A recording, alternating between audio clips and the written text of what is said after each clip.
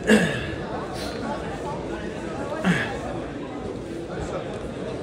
الله الرحمن الرحيم الحمد لله نحمده ونصلي على رسول الكريم صلى الله عليه وسلم. Quelqu'un a une montre? Je vois pas. Personne a une montre? Une montre comme ça me facilite. Peu importe. Ouais. Quel âge? Ok. Mes frères et mes sœurs, alhamdulillah, Allah tabaraka wa ta'ala nous a donné ce mois béni, le mois du Ramadan, et tout le monde sait que c'est le mois du Coran, le mois du Coran. Qu'est-ce que le Coran? Le Coran est le miracle des miracles. Et il y a eu des miracles sur cette terre qu'Allah a descendu, comme beaucoup de choses. Mais le miracle des miracles, c'est le Coran. Je vous donne son contenu. 6236 versets. 77 934 mots, 323 230 lettres, 83 sourates mécoises, 31 médinoises, le tout forme Al-Qur'an Al-Karim. Allah Ta'ala dit dans le Coran, écoutez bien, sourate 17, verset 53, Al-Isra, le voyage nocturne. Allah dit, Qul lil ibad yaqul allati hiya ahsan. Ce qui veut dire, Allah dit, dis à mes serviteurs de parler de la meilleure manière. On voit bien qu'Allah s'adresse à nous, de surcroît à ses serviteurs. Et vous savez ce qu'il nous dit? Il nous dit, dis Mohammed à mes serviteurs qui m'adorent comme nous, de parler de la meilleure manière. Car le diable ne va pas tarder à les égarer, car le diable est un ennemi évident. En fin de compte, nous on connaît le diable, on connaît sa mission, on sait que le diable veut nous perturber dans nos relations, dans la prière, veut nous faire rater le jeûne du mois du Ramadan. Mais on oublie aussi que le diable, il travaille aussi sur les êtres humains, dans le comportement social, dans la société où on vit. Parce que nous, on se dit que nous sommes musulmans, croyants et pratiquants, et que la prière, le ramadan, la zakat et le pèlerinage vont suffire pour avoir quoi? Le ticket pour aller au paradis. Non, cela ne suffit pas. L'étiquette spirituelle, rituelle ne suffit pas pour aller au paradis. Il faut aussi la deuxième partie, qui est quoi? Le social, le vivre ensemble. Parce que nous avons deux types de relations. Les relations, écoutez bien, verticales et les relations horizontales. Les relations verticales, c'est entre nous et Allah. Les relations horizontales, c'est entre nous et les créatures d'Allah. La question qu'on doit se poser, est-ce que nos relations avec Allah nous suffisent pour entrer au paradis, ou alors il faut aussi avoir des relations avec les créatures du Créateur? Il y a le Créateur et il y a les créatures du Créateur. Est-ce que les relations avec le Créateur suffisent pour entrer au paradis, ou il faut aussi avoir des relations excellentes avec les créatures du Créateur? Parce qu'Allah dit, dis à mes serviteurs de parler, Qul lil ibadi yaqulu allati hiya ahsan. Ce qui veut dire que dans la langue arabe, vous savez que le mot Hassan veut dire bon, bien. Mais le mot Ahsan veut dire quoi? Excellent. Et Allah n'a pas dit, dis à mes serviteurs de parler Hassan, mais il a dit Ahsan. Parce que le diable va nous avoir. Vous voyez? On croit que la prière va suffire pour nous sauver. Non. Le diable va nous attraper de toutes les portes. C'est pour ça, regardez bien, une fois qu'Allah nous a évoqué ceci, notre rôle à nous maintenant, c'est quoi? C'est d'avoir des relations excellentes avec Allah, pour qu'Allah nous accepte, nous agrée, pour qu'Allah soit satisfait de nous, qu'Allah nous aime, qu'on soit tamponné. Mais pour cela, il faut avoir aussi des relations avec les créatures d'Allah. Pourquoi? Parce que dans Surat Mulk, le royaume, Allah n'a-t-il pas dit خَلَقَ الْمَوْتِ وَالْحَيَاةِ لِيَبْلُوَكُمْ أَيُّكُمْ أَحْسَنُ عَمَلًا. J'ai créé la mort et la vie afin de vous éprouver pour savoir qui d'entre vous allez œuvrer en bien. En fin de compte, ce monde-là, c'est le monde de l'épreuve. Ce monde-là est le monde de l'épreuve. L'autre monde est le monde des récompenses. L'au-delà, c'est le monde des récompenses. Ce monde-là est le monde de l'épreuve. Alors effectivement, l'être humain, de par nature, il n'aime pas les épreuves. Personne n'aime les épreuves. Mais il y a des personnes sur cette terre qu'on appelle les compagnons du messager d'Allah sallallahu alayhi wa sallam. Vous savez ce qu'ils ont dit, c'est inimaginable. Nous aujourd'hui en 2025, on a du mal à comprendre cette phrase. Cette phrase, elle est sortie de la bouche d'un compagnon qui s'appelle Abu Dhar al-Ghifari. Il s'est approché des compagnons. Vous savez ce qu'il leur a dit après une épreuve? Il a dit Wajadna al-khayr min al-khayr fil makari. C'est fort, hein? Il a dit nous avons trouvé le bien des biens dans le détestable. En fin de compte, ce qui était lourd, ce qui n'était pas facile dans la vie sociale, eh bien derrière on a trouvé le bien. Tel que les compagnons qui avaient faim, ben, ils se sont approchés d'Allah à travers la faim. Ils étaient démunis, ils se sont approchés d'Allah à travers les choses moindres. Ils étaient pauvres, ils ont connu Allah dans la pauvreté. Donc on se rend compte que ces gens-là dont Allah a agréé, ils n'ont pas connu Allah dans le confort et le luxe. Mais ils ont connu Allah dans la difficulté toute leur vie. Et toute leur vie était une épreuve. Comme les prophètes, c'était les hommes les plus pieux de la terre, les hommes les meilleurs par excellence sur cette terre, et bien, c'était les hommes les plus éprouvés de la terre. Donc on se rend compte que les gens les plus éprouvés, c'était les plus aimés, mais pas seulement les plus aimés auprès d'Allah, c'était les meilleurs. Vous voyez, dans cette terre, nous en tant qu'êtres humains, on se dit on veut être meilleur. On veut être bien, on veut être les meilleurs, c'est vrai. Eh bien, les prophètes ont été les meilleurs. Mais quand tu vois leur vie, c'était une grosse épreuve. Des épreuves du matin au soir. Et pourtant, c'était les meilleurs. Vous voyez, la définition, elle est différente dans leur vie que dans notre vie. Nous, souvent, quand on va être les meilleurs, c'est être meilleur socialement, physiquement. Et la liste, elle est longue. Matériellement, financièrement. Oui, on le souhaite.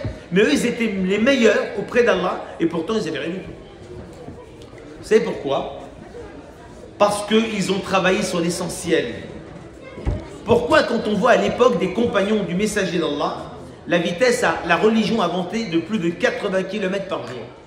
En moins de 90 ans, Andalousie, Indonésie. On se pose cette question. Je répète, on doit se poser cette question. Comment se fait-il que les compagnons du messager d'Allah, à leur époque, après la mort du messager d'Allah, la religion a avancé à plus de 80 km par jour, en moins de 90 ans, Andalousie, Indonésie? Eh bien, nous allons savoir maintenant. Voici quelques exemples pour comprendre comment l'islam a avancé. Il n'y avait pas de livre, il n'y avait pas de support, il n'y avait pas de TikTok, il n'y avait pas les réseaux sociaux. Mais il y avait une chose qui était plus puissante que les réseaux sociaux, plus puissante que l'argent, plus puissante que les transports. Vous avez le comportement. Eh bien, l'islam a évolué, a grandi, s'est transporté, a voyagé qu'avec leur comportement. Aucun réseau social, ni téléphone, rien du tout. Nous allons commencer par la première histoire. Dans 15 al-Ummal fi Sunan al-Aqwal wal-Af'al de Al-Din Abd al-Malik al-Muttaqi al-Hussein al-Hindi de 888. Il raconte qu'au temps du calife Omar ibn Khattab radiyallahu anhu, il avait mis un gouverneur à Koufa, en Irak, qui s'appelait Abu Moussa al-Ashari, radiyallahu anhu. On l'appelle aussi Abdullah ibn Qais. Écoutez bien. Abdullah ibn Qais, Abu Moussa al-Ashari, est gouverneur. Et à un moment, pendant son époque de gouvernance, le calife du monde musulman, c'est Omar.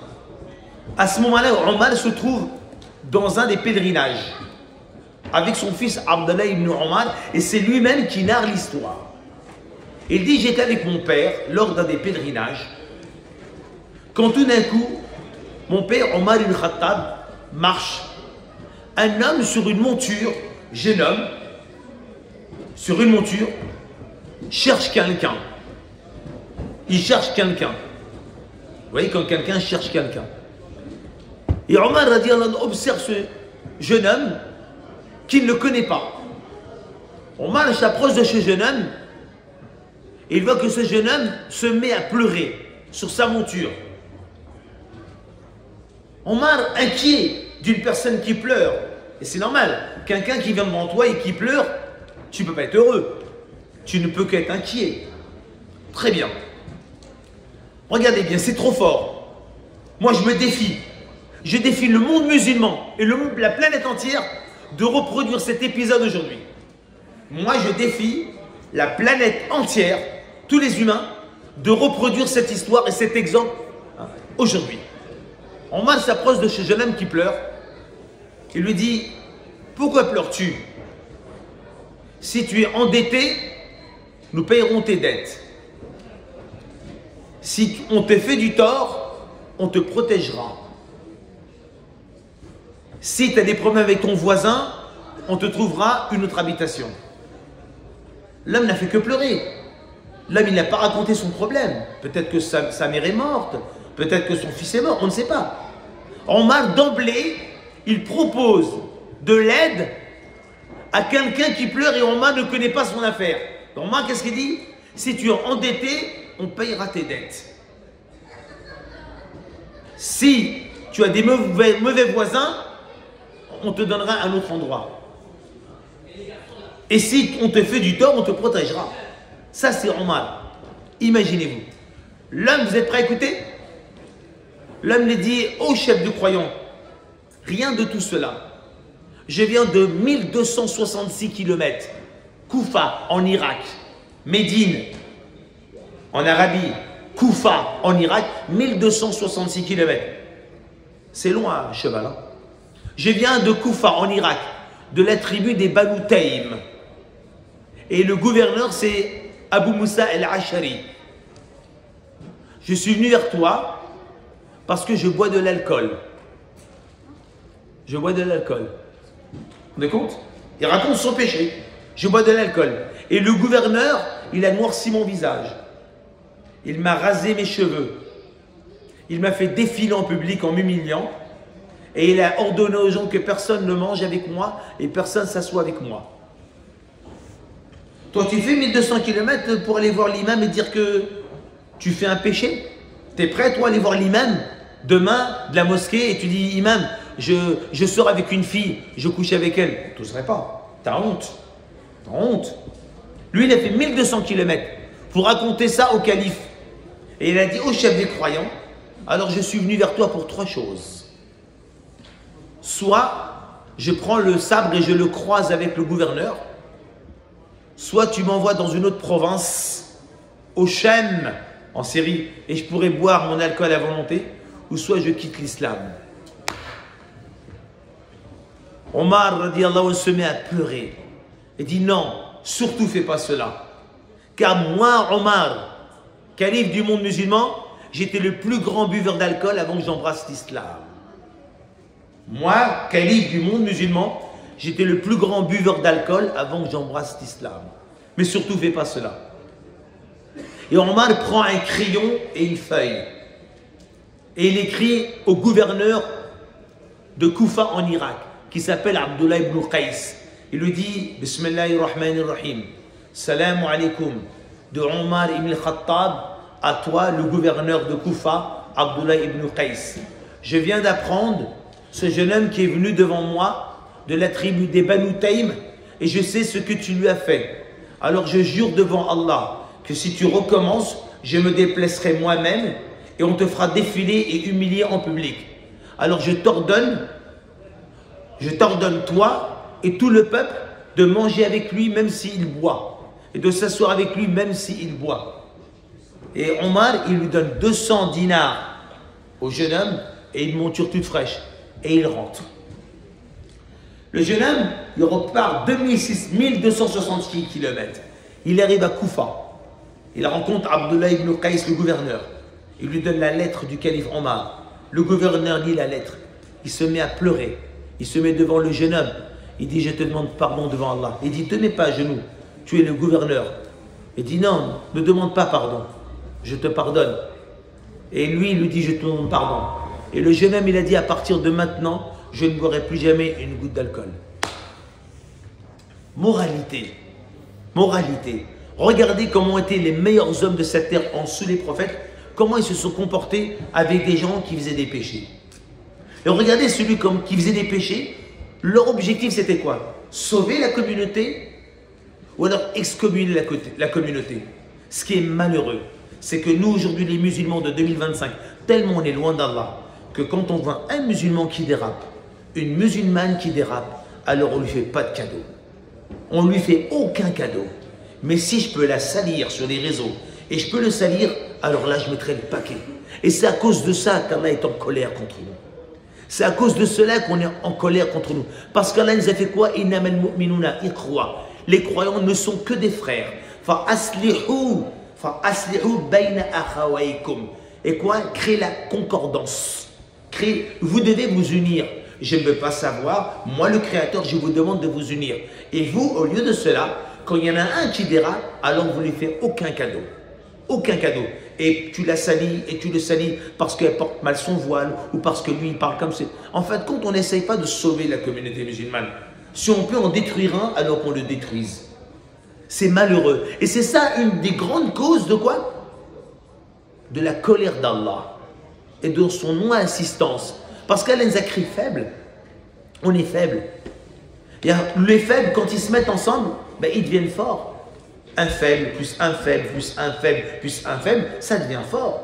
Si avec un doigt, je ne peux rien faire, un pouce, je ne peux rien faire, mais si je réunis mes 5 doigts, je peux faire beaucoup de choses, je peux tirer une corde, mais un doigt ne peut rien faire. Eh bien là, il nous a écrit comme ça. Voilà comment était Omar ibn Khattab, radiyallahu anhu, à son époque, quand un homme...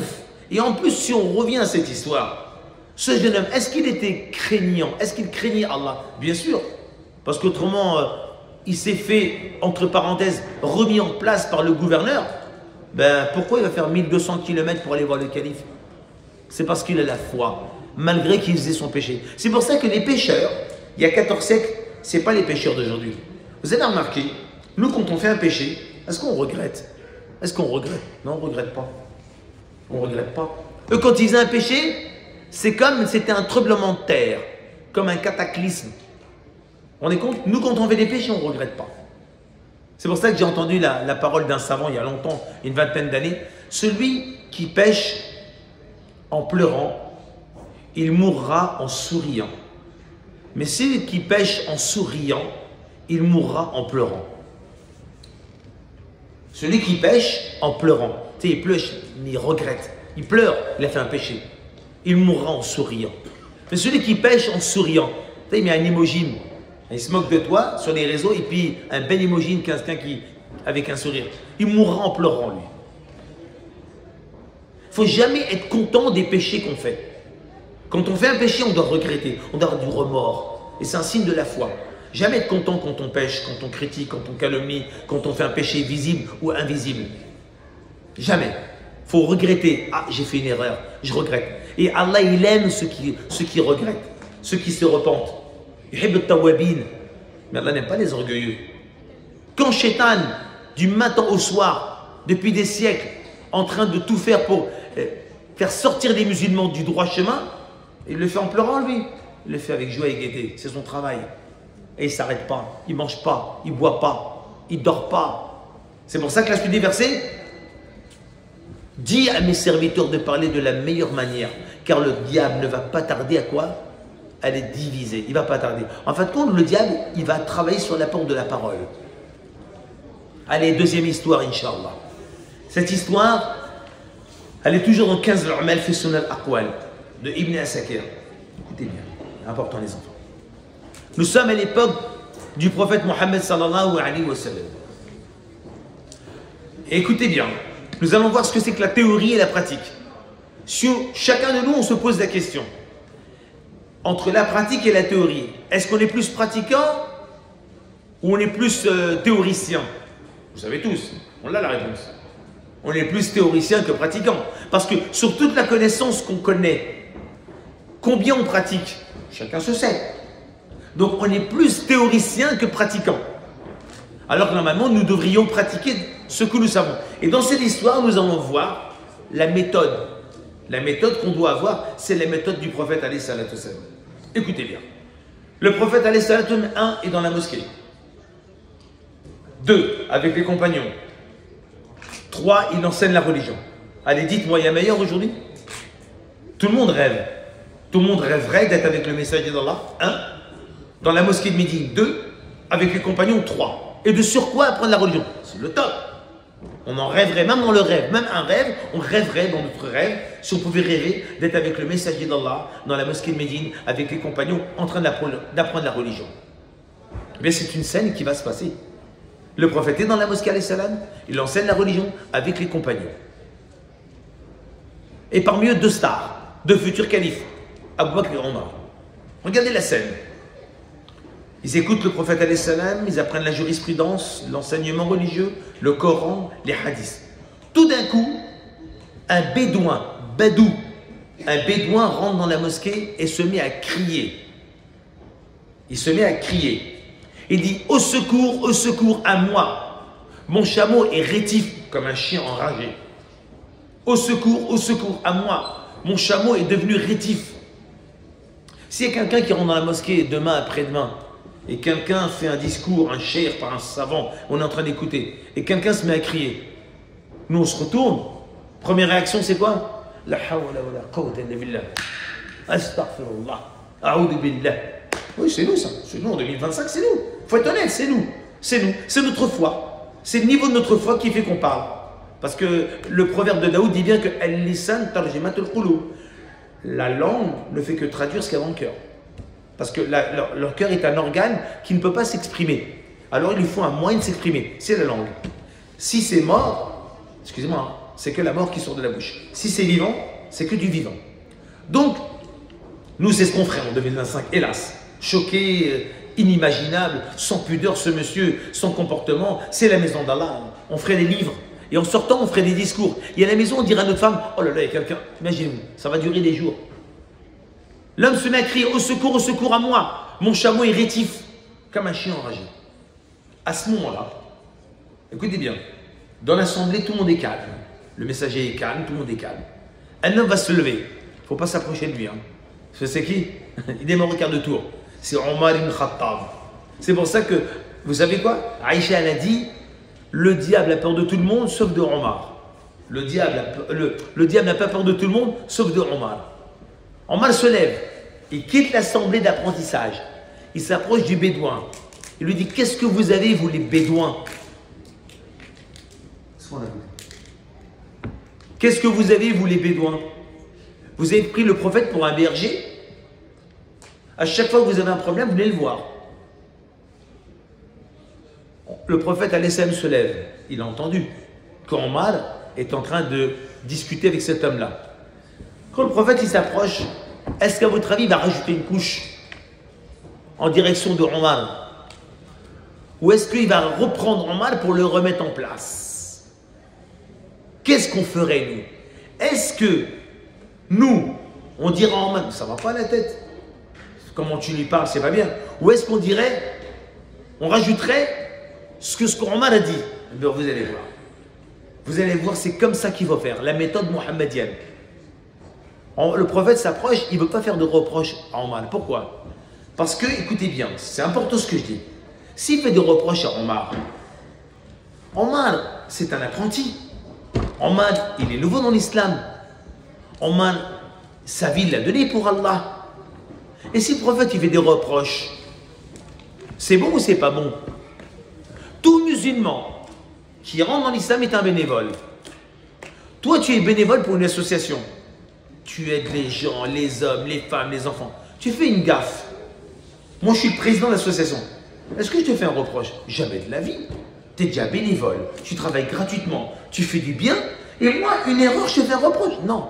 Tu ne peux faire de reproche qu'à ton employé qui travaille pour toi, qui a un salaire et qui n'a pas fait son travail qu'il devait faire hier. Là, tu peux lui permettre de lui faire un reproche en disant: mon ami, tu n'as pas fait ton travail aujourd'hui, il va falloir que tu le fasses. C'est normal, c'est un salarié. C'est logique.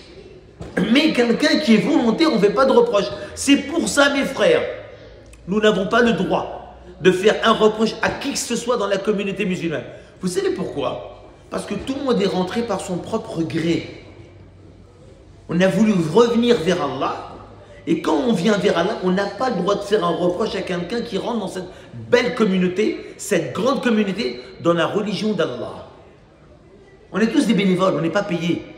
C'est Allah qui va nous payer. Donc pas le droit de faire un reproche à qui que ce soit. Parce qu'on est des volontaires. On travaille gratuit. Je bosse pour Allah. C'est lui qui me paye. C'est pas toi. Donc tu ne peux pas me faire un reproche. Tu es ni juge, ni gouverneur. Tu bosses pas dans un tribunal. Tu n'es pas procureur. C'est pour ça qu'on ne peut pas faire un seul reproche à un musulman. On ne peut pas. Parce que ce n'est pas mon employé. Mon employé, je peux. Il travaille pour moi. Il a un contrat. Il ne l'a pas exécuté. Je convoque au bureau. Je lui dis voilà, voilà, voilà. Oui. Mais tout musulman qui est dans cette religion, tu ne peux pas lui faire un reproche. Parce qu'il ne bosse pas pour toi. Il bosse pour qui? Il bosse pour qui? Dites-le. Il bosse pour Allah. Et toi, tu lui fais un reproche? Tu es l'avocat de Dieu. Tu t'es associé avec Allah. Allah t'a missionné pour reprocher les gens. Ni Allah t'a missionné, ni tu bosses pour Allah, ni tu es associé pour lui. Pour faire des reproches à ses serviteurs. Parce qu'Allah dit Qul lil ibadi. Tu es le serviteur d'Allah, tu n'es pas le serviteur des gens. Ça, c'est une règle en or. Alors le prophète, il ne va pas faire de reproches à Omar. Je ne vais pas le perdre. Imaginez-vous. Il ne lui a pas dit un jour à Omar, s'il y aurait un prophète après toi, ça aurait été qui? Ça aurait été toi.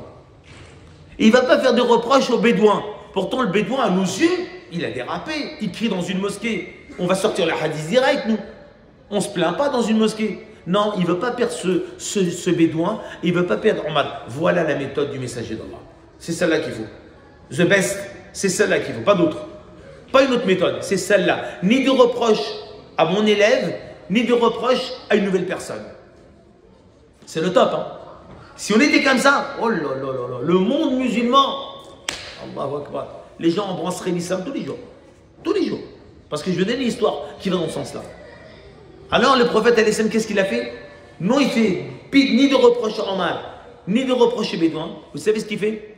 Je t'accompagne. Le prophète, qu'est-ce qu'il laisse? Il laisse la mosquée. Hein. Il laisse l'assemblée d'apprentissage religieux et il laisse les sahaba. Je t'accompagne. À votre avis, pourquoi? Il a laissé tomber la théorie, pourquoi? Il a laissé tomber la théorie. C'est un cours. Pourquoi? Pour la pratique. Les élèves, qu'est-ce qu'ils ont dit?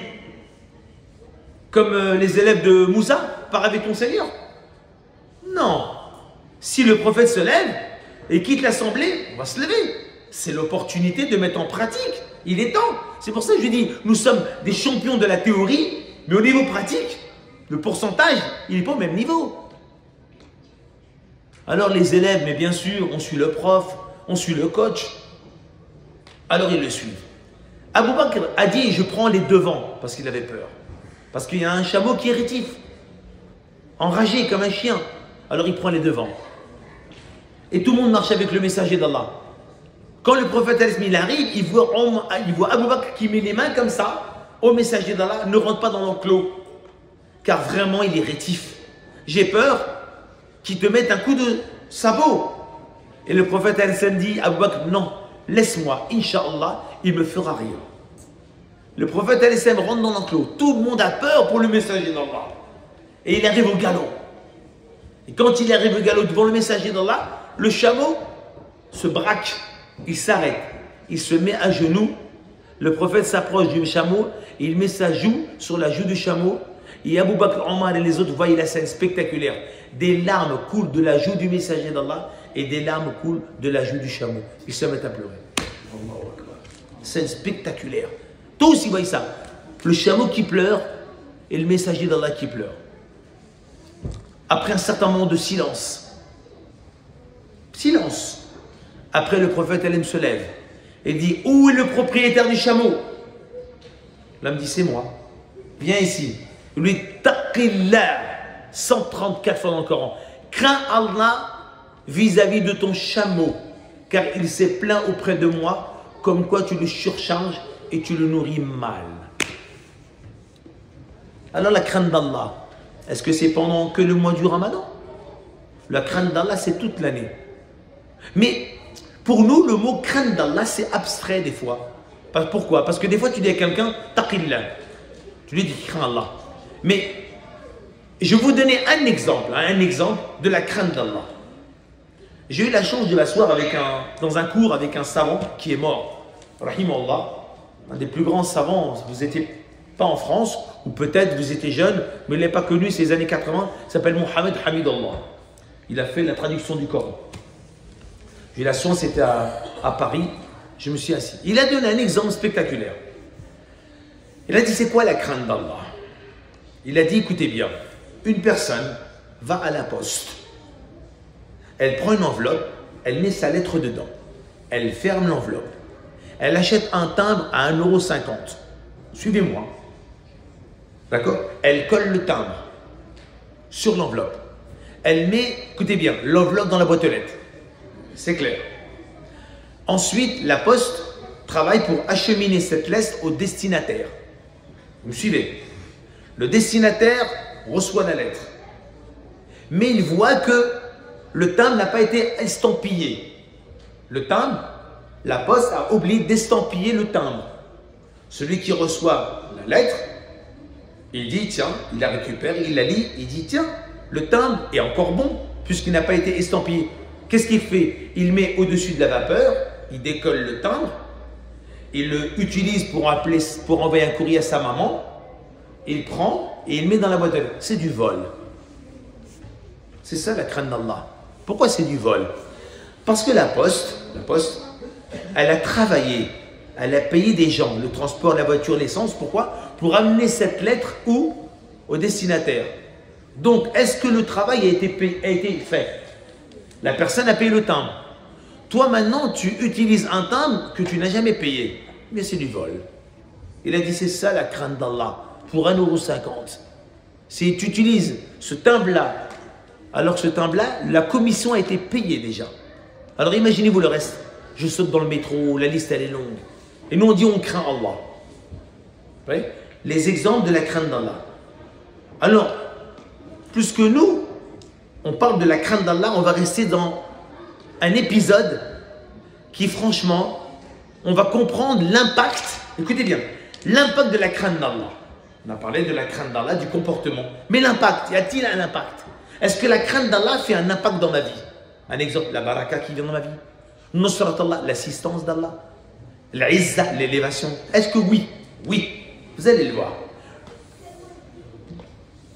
Dans Tariq d'image de Ibn Asakir, toujours, vous entendez souvent que je raconte Tariq d'image pour savoir c'est quoi ce livre. C'est le plus grand recueil de volumes et de hadiths au monde. Il fait 80 volumes. 80 volumes. Le plus grand recueil de hadiths et d'histoires au monde. 80. J'étais même à l'université de Médine, ils ne l'ont pas. Il est trop gros. Il est seulement dans 3 pays dans le monde. En Égypte, il est en Inde et il se trouve en Arabie à Médine. Regardez bien cette histoire. Nous sommes à l'époque du calife Omar ibn Khattab radiyallahu anhu. Il avait une qualité, sa qualité c'est d'administrer son peuple. Il marche dans les rues de Médine avec Abdurrahman ibn Auf.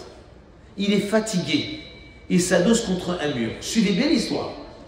Quand il s'adosse contre un mur, Omar avait décrété un décret pour tous les commerçants. C'était quoi?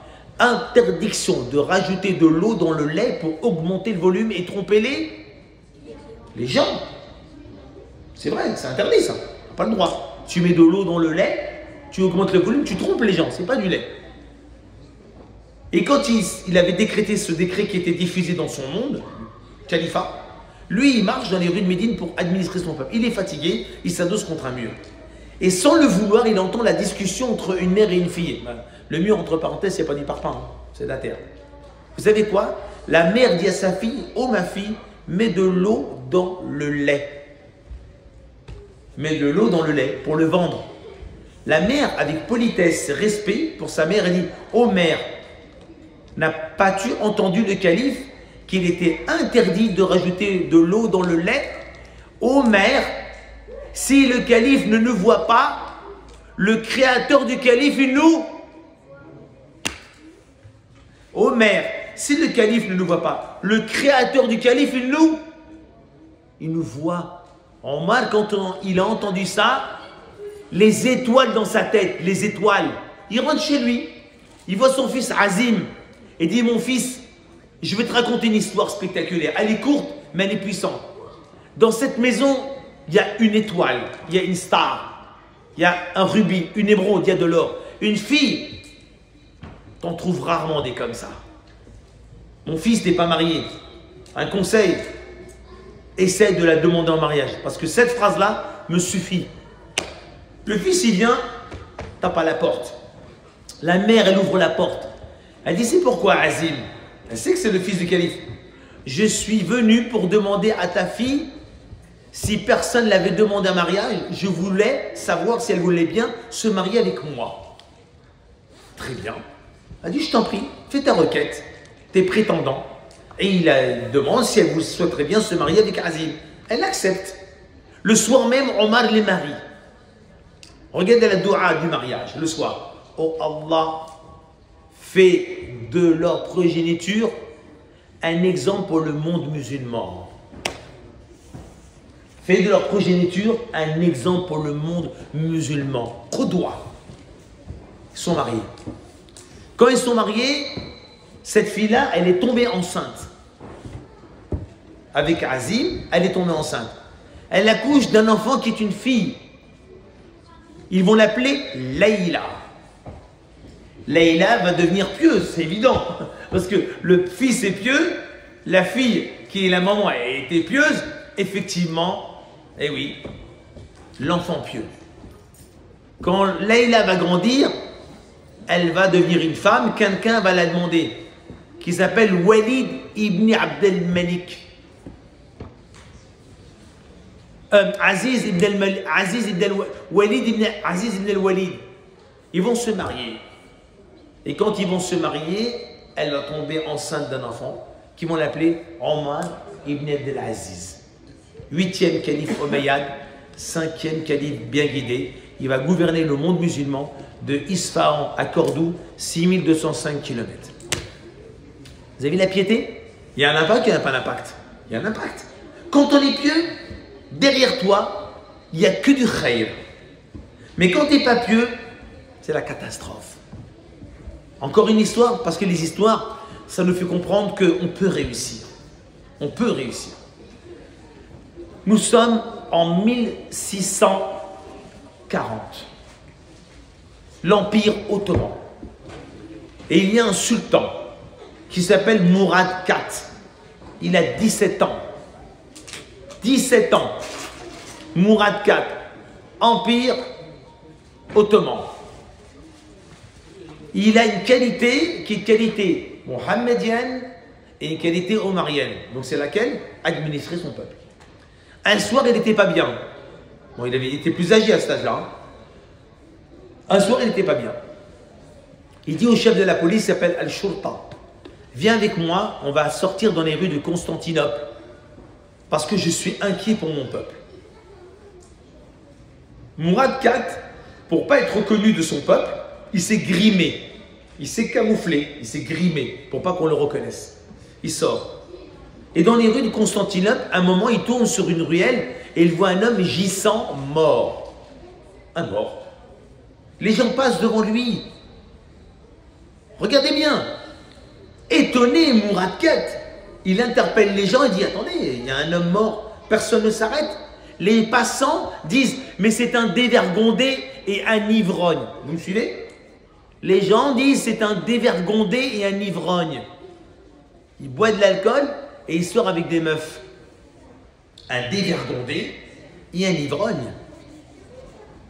Mourad IV leur dit, attendez, mais c'est pourtant quelqu'un de la communauté musulmane. Il fait partie de la communauté musulmane. Prenons-le, ramenons-le chez lui. Ils le prennent, ils le ramènent chez lui. Arrivé chez lui, écoutez bien. Mourad IV dit, vous pouvez partir. Moi, le chef de la police, on va s'occuper. Il frappe à la porte de la maison. Écoutez bien. Qui ouvre la porte? Son épouse.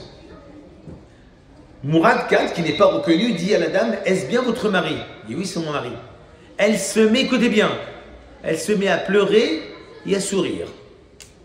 À pleurer et à sourire. Et vous savez ce qu'elle dit devant le Mourad IV? Oh Allah, je te prends à témoin que mon mari est un homme pieux et c'est ton wali. C'est un homme pieux et c'est ton ami. Wali Allah.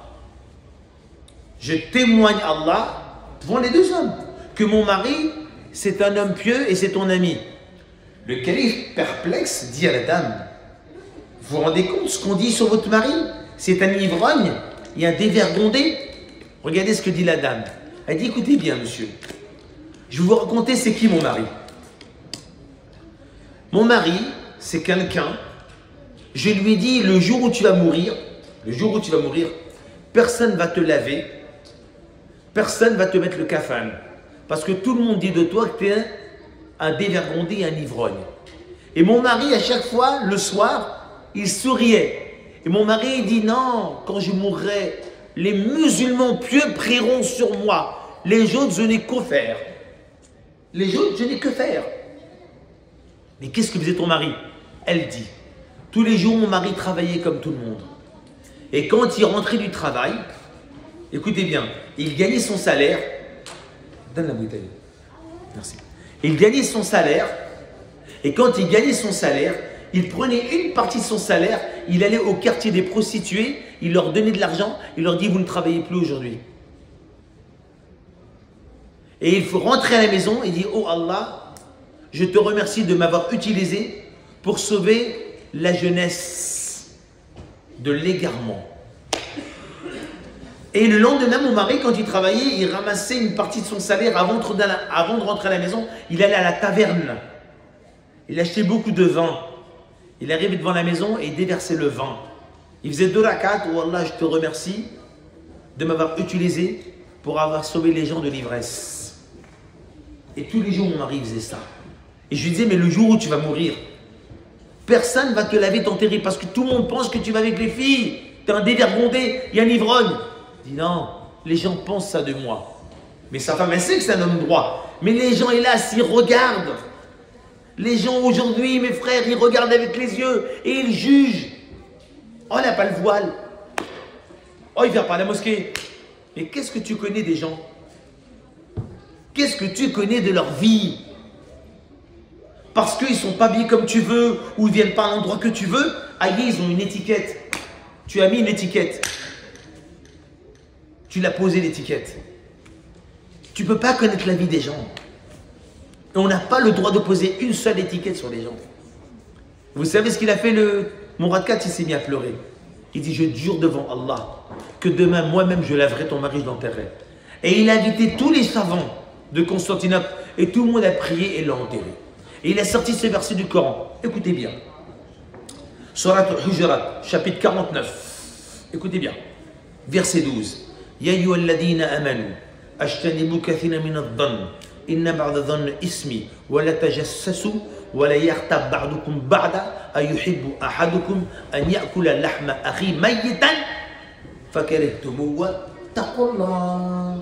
Allez, qu'est-ce qu'il veut dire ce verset? Écoutez bien les enfants, s'il vous plaît. Ô les croyants, abandonnez toute suspicion.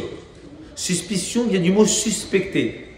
Je fais une enquête, je suspecte, je suppose que lui, j'en suis sûr que elle, j'en suis sûr que lui. Là, tu fais en fait, tu montes un film, tu montes un scénario sur mesure.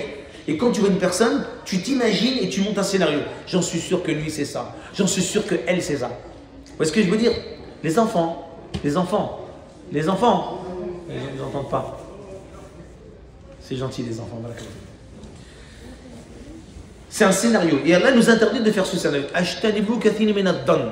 Dhann, c'est quoi? C'est suspecter. Abandonner. Stop. Fermez la porte à toute suspicion. Ne suspectez pas les gens. Ne les suspectez pas en pensant, en imaginant qu'ils font ceci. Pourquoi vous les suspectez? À cause de quoi? De ce que vous voyez devant eux. Je suis en train de faire un discours. Ne suspectez pas les gens. Ensuite, elle est là. Wala tajassasu. Ne vous espionnez pas. Vous avez vu? Comment tu peux espionner quelqu'un? Tu l'espionnes dès l'instant où tu suspectes. Quand tu ne suspectes pas, tu n'as pas l'intention d'espionner. Alors, tu suspectes et quand il y a un truc qui est suspect, tu vas commencer à espionner. Tu vas voir au voisin, tu vas demander à la voisine, sa fille, tu sais ce qu'elle fait? Son fils, tu ne sais pas où il va? Et tu sais quoi? tu es malin. Tu prêches le faux pour connaître le vrai. Tu prêches le faux. Non, non, non, il ne fait pas ça, il va là. Ah. En fait, comme pour savoir où est ce qu'elle faisait sa fille, tu es obligé de prêcher du faux pour qu'elle te dise la vérité. Parce que si tu demandes la vérité, elle ne te la dira pas. Donc, quand tu veux espionner quelqu'un, tu es obligé de le suspecter. C'est ce qu'elle a dit. Mais pour suspecter, il faut faire un scénario. Voilà tajassasu, ne vous suspectez pas. D'accord? Ne vous espionnez pas.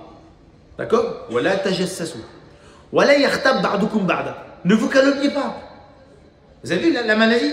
On commence par suspecter, espionner, calomnier.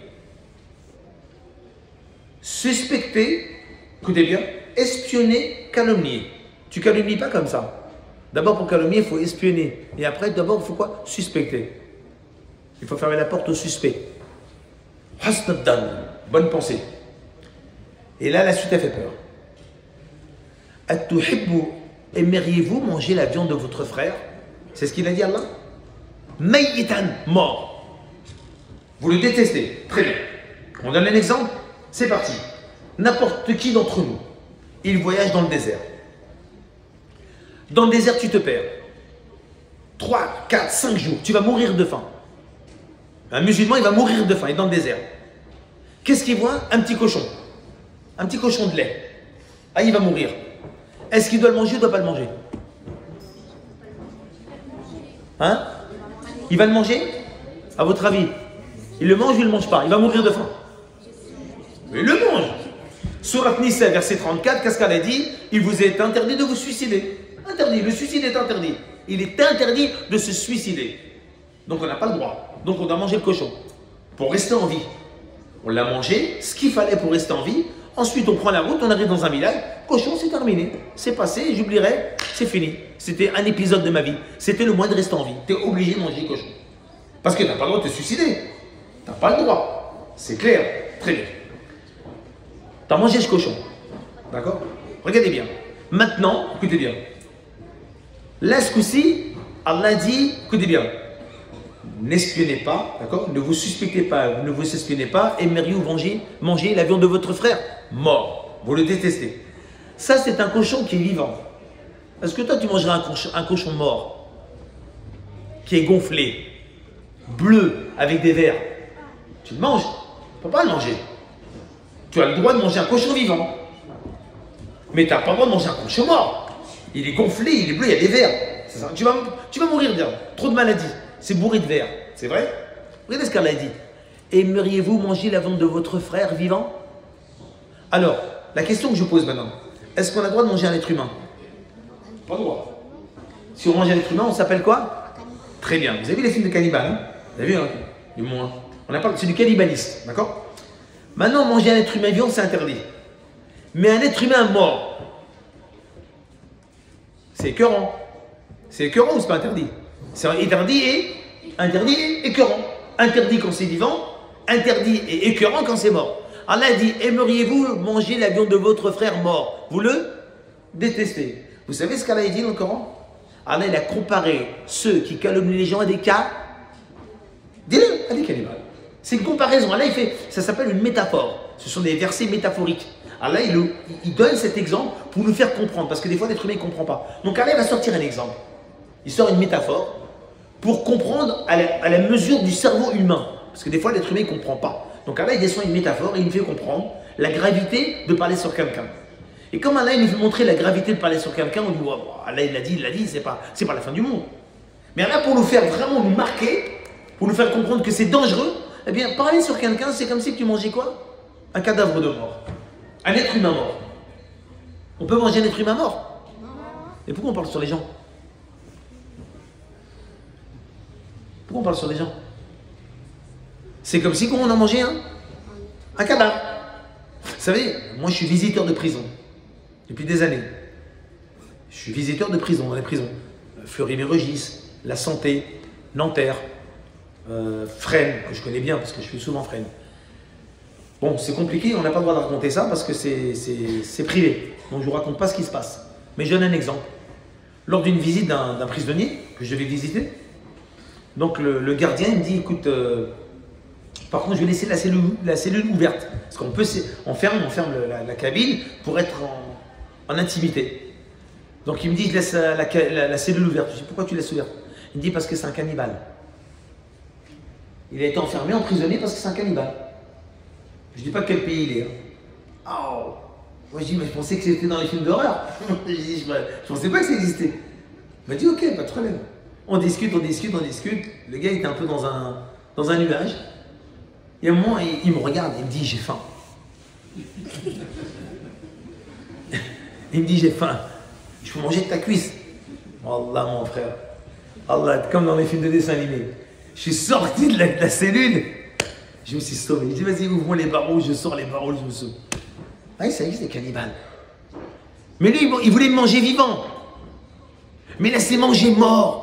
Parler sur quelqu'un, c'est équivalent aux yeux d'Allah. Pas à mes yeux, c'est pas moi de juger. Mais aux yeux d'Allah, t'es un cannibale. Tu manges des êtres humains morts. Parler sur quelqu'un, c'est dangereux. Pardon, c'est pour ça, mes chers frères. Nous, les musulmans, on croit toujours qu'Allah, avec la prière, on va s'en sortir. Non. Je termine avec cet exemple. Dans le recueil de l'imam Ahmed ibn Hanbal, le prophète alayhi salam rentre dans la mosquée. Il voit des compagnons en train de discuter. Il leur dit, de quoi parlez-vous? Ô messager d'Allah, nous sommes en train de discuter d'une femme qui est morte. Elle est morte. Très bien. Le prophète alayhi salam, il dit, écoutez bien, quelle était cette femme?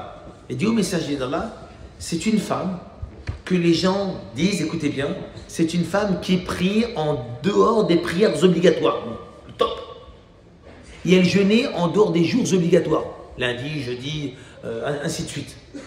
C'est top. Écoutez bien, le prophète, il a entendu super. Comment était cette femme? Il voulait savoir comment elle était dans sa vie. Et les compagnons ont raconté quoi? Ses actions spirituelles. Donc pour nous, c'est le top, cette femme. Ils ont dit, c'est une femme qui priait la nuit, et qui se levait la nuit, et qui jeûnait des jours, masha'Allah, en plus du ramadan. Regardez la question du messager d'Allah. Le prophète dit, très bien, maintenant, comment elle était avec ses voisins?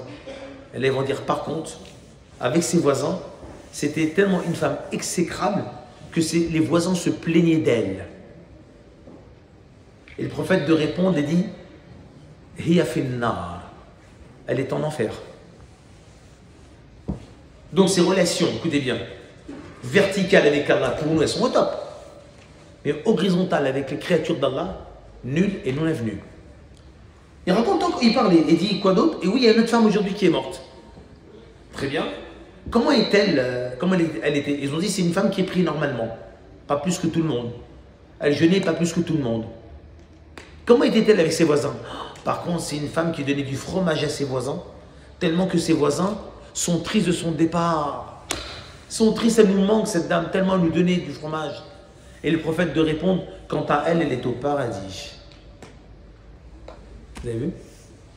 Alors, je vous l'ai dit, vous pensez qu'on va s'en sortir qu'avec la prière?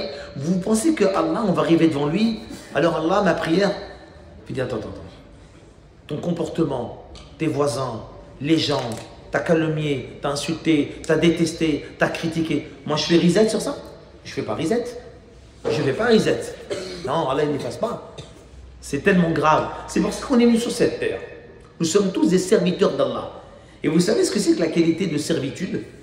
La servitude, c'est quelqu'un qui est humble. On va donner un exemple, une métaphore. À l'époque, quelqu'un qui travaille pour un roi.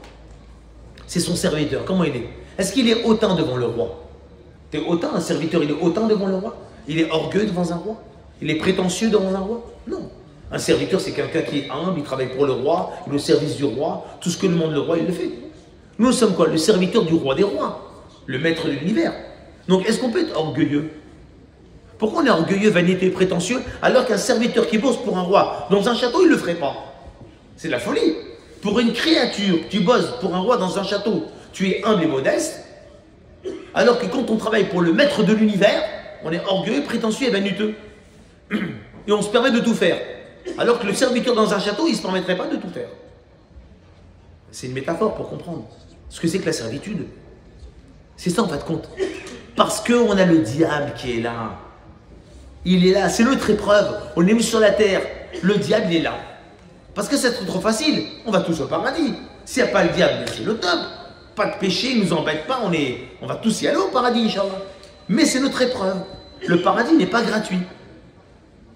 Alors comment on doit agir pour éviter que le diable s'approche de nous? Question. Comment faire pour que le diable s'écarte de nous? Nous avons la solution. On l'a depuis 14 siècles. Elle est simple.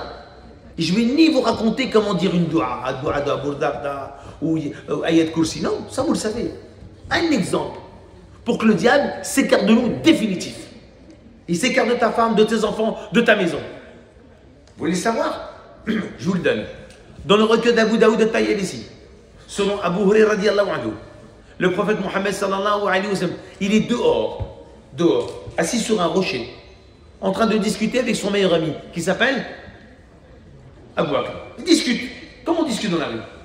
Tout d'un coup, un homme arrive devant Abu Bakr et se met à l'insulter. Il se met à l'insulter devant le prophète alayhi salam. Imagine-toi la scène, toi, aujourd'hui. Quelqu'un t'insulte dehors. Ah, mon frère, chacun se connaît. Le sang, il monte à la tête. J'ai mon honneur, je me défends. C'est ça, c'est ça. C'est le musulman 2025. Voilà. Deux musulmans 2025, c'est ça. Pourquoi? C'est mon honneur.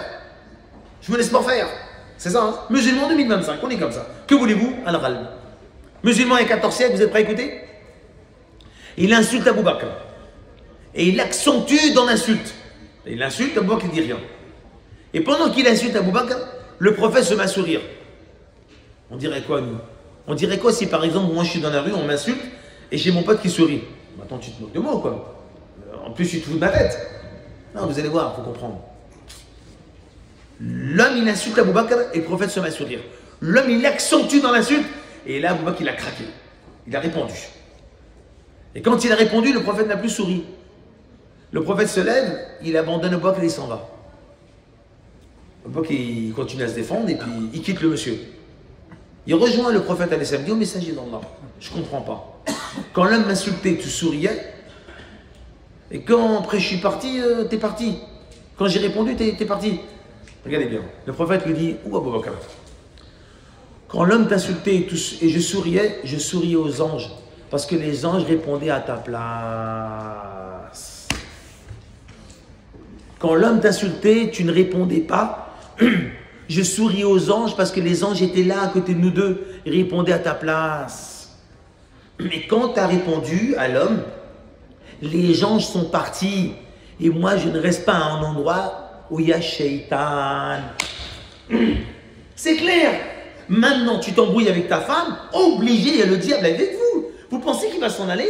Salam alaikum, je vous laisse tranquille en train de vous embrouiller. Mais on rêve ou quoi? On rêve. Quand tu t'embrouilles avec quelqu'un sur les réseaux sociaux, tu penses que le diable dit oh, je vous laisse tranquille, binatkoum? Mais on rêve. Quand tu as répondu, je suis parti, parce que ne reste pas à l'endroit où il y a le diable. Question. On a un nefs ou non? On a un nefs. Nous avons deux ennemis. Le nefs, le diable. Certains savants disent la dunya. Bon. Le nefs et shaitan. Si on se pose la question, qui est le plus dangereux? Nefs ou shaitan? Majoritairement, on dira shaitan. Majoritairement, on dira shaitan. C'est vrai ou non? Shaitan. Eh bien, je vais vous prouver le contraire. Que shaitan, il est moins dangereux que le nefs. J'ai écouté un grand savant, il a donné une métaphore. Parce que la métaphore, on comprend. C'est à 30 ans de ça. Il dit un jour, c'est un exemple. Hein. Attention, quelqu'un dit, Faisal a dit c'est un hadith. Pas me dire c'est un hadith, c'est un exemple. Un jour, shaitan, il a rencontré nefs. Nefs se sont rencontrés. On dit comment tu vas? Alhamdulillah, et toi ça va? Alhamdulillah. Il dit on peut aller boire un coup ensemble? Ok, ils vont au café. Shaitan il s'assoit, il s'assoit à la terrasse avec nefs. Tu bois quoi toi? Un coca, un jus d'orange. Ok, ils discutent. Après, Shaitan il dit au nefs, tu sais, hein, moi je suis meilleur que toi. Moi je suis meilleur que toi. Parce que qu'est-ce qu'elle a dit Shaitan? Donc c'est sa parole. Je suis meilleur que toi. Nefs il dit non, tu rigoles ou quoi? C'est moi qui est meilleur que toi. Et Shaitan il dit je suis meilleur que toi. Nefs il dit prouve-moi-le. Bien sûr. Moi j'ai fait sortir Adam et Hawa du paradis. C'est ma faute. C'est moi la cause. C'est moi qui ai fait le disque. Comme vous dites les jeunes, la disquette. C'est moi qui ai été la cause pour qu'ils soient. Ils m'ont écouté, tac, tac, tac. J'ai fait sortir du paradis. Alors c'est pas la classe. Et Nefs, c'est ce qu'il a dit. C'est ça. Moi je suis meilleur que toi. Shaitan a dit comment? Et dis-moi, je t'ai fait sortir de la miséricorde d'Allah jusqu'à l'éternité. Moi, je t'ai fait sortir de la miséricorde d'Allah. C'est à cause de moi que tu es sorti de la miséricorde d'Allah pour l'éternité. C'est à cause de qui? C'est à cause de qui? C'est à cause de qui? Si c'est pas à cause de moi, c'est à cause de qui? Donc moi, je suis plus fort que toi. Et bien sûr, pourquoi? Parce que ce sont deux entités.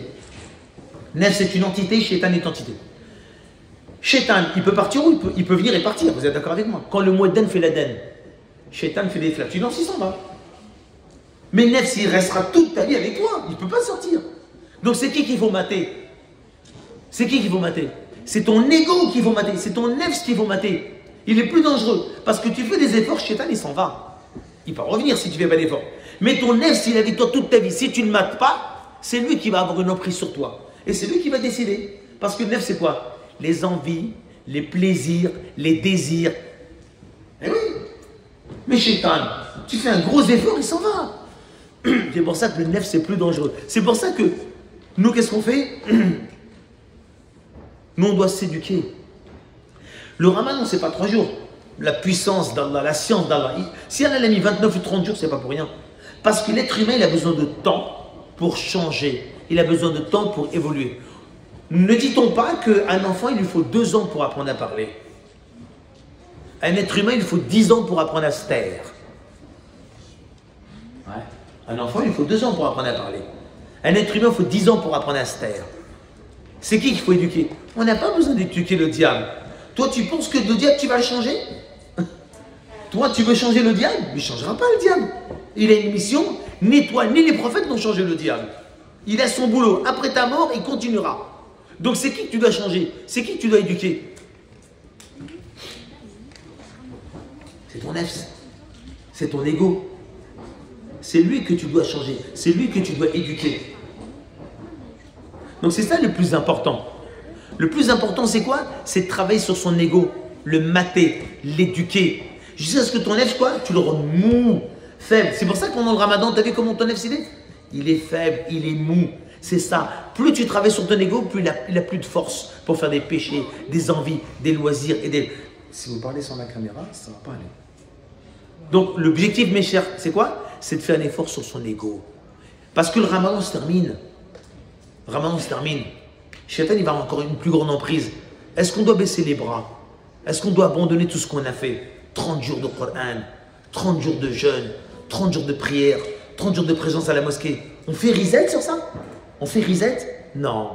On s'est entraîné pendant 30 jours. Normalement, on est bon, on est opérationnel, on a l'expérience, on a la compétence, on a l'ancienneté, 30 jours, on a le vécu. On est capable, on est à la hauteur. Ces 30 jours, c'était pourquoi? Pour les mettre d'appoint, à plomb, pour le reste des 11 mois. C'est ça l'objectif. On s'est entraîné 30 jours pour qu'en 11 mois, je tiens la route.